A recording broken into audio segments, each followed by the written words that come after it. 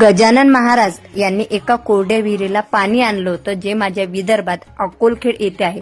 माझ्या गावावरून ते एकदम जवळ आहे. शेगावला जाणं शक्य झालं नाही, म्हणून आईला आणि मुलांना घेऊन मी रिक्षा केला आणि येथे दर्शनासाठी आलेली आहे. कारण तसं तर मला शेगावला जायचं होतं, परंतु गर्दीमुळे ते शक्य झालं नाही. मग आम्ही इथं आलो.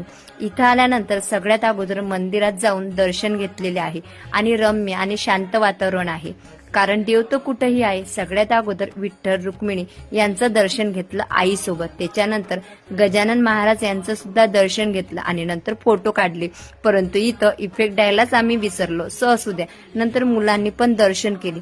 नंतर देणगी म्हणून जे काही शक्य होते, फुलनाही फुलाची पाकळी ती दिलेली आहे. बाहेर निघताच माझे जे फॉलोअर्स आहेत ते भेटले. त्यांनी फोटो आणि व्हिडिओ काढला. खूप छान वाटते जेव्हा आपले लोक फोटो व्हिडिओ काढतात.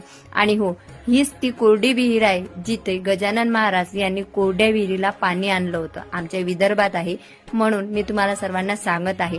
नंतर टेकडीवर गेलो. इथं पण खूप छान मंदिर आहे आणि लहान मोठ्यांना खेळण्यासाठी पाळणे सुद्धा आहे. विदर्भातील असेल तर शेअर करा, लाईक, कमेंट करा. भेटूया नेक्स्ट व्हिडिओमध्ये. तोपर्यंत बाय बाय सर्वांना. श्री स्वामी समर्थ.